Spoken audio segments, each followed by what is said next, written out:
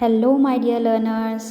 Last video में हमने कुछ एमसीक्यूज़ डिस्कस किए थे, 5 एमसीक्यूज़ डिस्कस किए थे। आज की वीडियो में हम आगे कुछ और एमसीक्यूज़ डिस्कस करेंगे। So without getting let let's start the video. लेकिन वीडियो स्टार्ट करने के पहले आप सबसे एक रिक्वेस्ट है कि अगर आप चैनल से अब तक नहीं जुड़े हैं, चैनल को सब्सक्राइब नहीं किया है, तो मेक श्योर आप चैनल को सब्सक्राइब करें।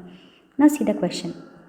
One of the common irregularities noted by the Security and Exchange Board of India during the inspection of a stock exchange was that it was dealing with unregistered sub-brokers.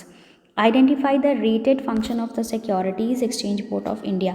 अब यहाँ पर ये पूछ रहा है कि सिक्योरिटी एक्सचेंज बोर्ड द्वारा ये मेंशन किया गया कि जो अनरजिस्टर्ड ब्रोकर्स हैं वो स्टॉक के एक्सचेंज में डील कर रहे हैं। तो यहाँ पर कौन सा फंक्शन सिक्योरिटी एक्सचेंज बोर्ड का जो है वो आइडेंटिफाई करना है कि ये जो अनरजिस्टर्ड ब्रोकर्स हैं ये किस फंक्शन से रिलेटेड हैं। First option is regulatory function. Regulatory functions जो होता है उसका काम होता है कि जो भी रजिस्ट्रेशंस का काम है उसको करना, ठीक है। तो ये मार्केट ऑपरेट करे फेयरली, ये सब रेगुलेटरी फंक्शंस के अंदर आता है। तो जब अब हम अनरजिस्टर्ड ब्रोकर की बात करेंगे, यहाँ इट मीन्स कि कहीं ना कहीं पर मार्केट में अनफेयर चीज़ों का यूज़ हो रहा है। तो ये हम कह सकते हैं कि अनरजिस्टर्ड ब्रोकर जो है वो रेगुलेटरी फंक्शन के अंडर आता है। अगर हम डेवलपमेंट फंक्शन की बात करें तो इन्वेस्टर एजुकेशन या फिर ट्रेनिंग प्रोग्राम से रिलेटेड जो चीज़ें होती है वो डेवलपमेंट फंक्शन के अंदर आता है। प्रोटेक्टिव फंक्शन क्या आता है, जो कि जो भी इन्वेस्टर हैं उनके इंटरेस्ट को सेव किया जा सके, ये प्रोडक्टिव फंक्शन के अंदर आता है। तो इस क्वेश्चन का जो सही आंसर होगा वो क्या होगा, regulatory function. Next question is, managers need to be dynamically competent for all the changes happening in the environment. Environment में जितने भी तरह का changes हो रहे हैं, managers को इन सब के लिए competent होना चाहिए, ready होना चाहिए.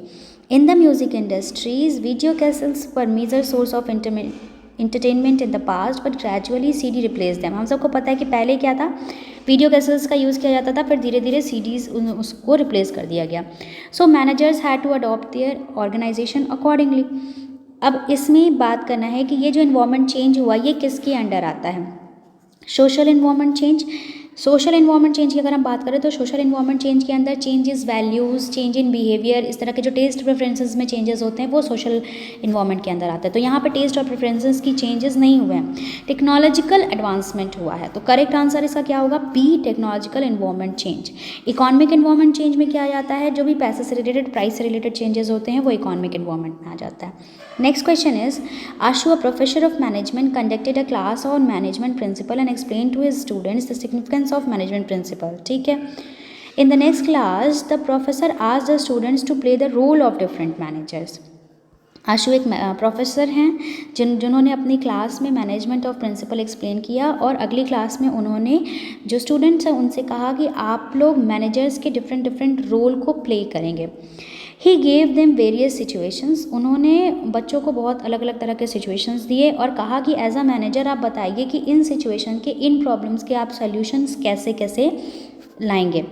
Each student applied the principles of management to given situation. सारे स्टूडेंट्स ने अलग अलग सिचुएशन में प्रिंसिपल ऑफ मैनेजमेंट को अप्लाई करके सॉल्यूशंस बताया, और यहाँ पर अपनी अपनी क्रिएटिविटी की पे डिपेंड करके लोग बच्चे अपने अपने सॉल्यूशंस को बताएं। तो यहाँ पर अगर आप पूरी जब सिचुएशन को पढ़ेंगे तो यहाँ पर एक वर्ड आया क्रिएटिविटी। अब हम क्रिएटिविटी से जुड़ा ही हुआ यहाँ कोई चीज़ों को ध्यान में रखना है, क्रिएटिविटी वर्ड एक आपको ध्यान में रखना है। नेक्स्ट पूछ क्या रहा है, the nature of management highlighted in the above case. Nature कौन सा, तो जब हम क्रिएटिविटी की बात करते हैं तो यहाँ पर साइंस में क्रिएटिविटी नहीं आती है, साइंस में रूल्स, रेगुलेशंस, प्रिंसिपल्स, इन सब की चीज़ों की बात की जाती है।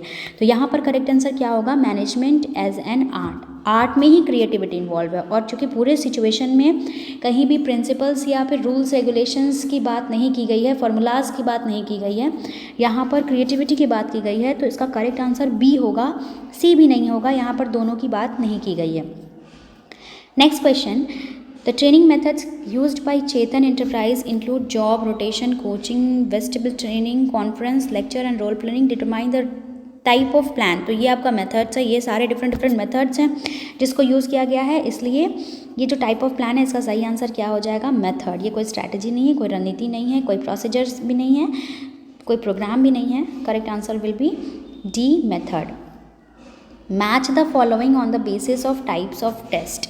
पहले हम अलग अलग टेस्ट को समझते हैं कि क्या होता है। ट्रेड टेस्ट क्या होते हैं? ट्रेड टेस्ट वो टेस्ट होते हैं जो आपके प्रैक्टिकल स्किल्स को जानने के लिए किए जाते हैं। Next is aptitude test. Aptitude test है आपके पोटेंशियल से रिलेटेड कि आप नए स्किल को कितनी जल्दी कितनी अच्छे तरीके से सीख सकते हैं। पर्सनालिटी टेस्ट आपके इमोशंस, आपके बिहेवियर से कि आप टीम वर्क कर सकते हैं कि नहीं, आप लीडर्स अच्छे बन सकते हैं कि नहीं, ये सब के लिए पर्सनालिटी टेस्ट किया जाता है।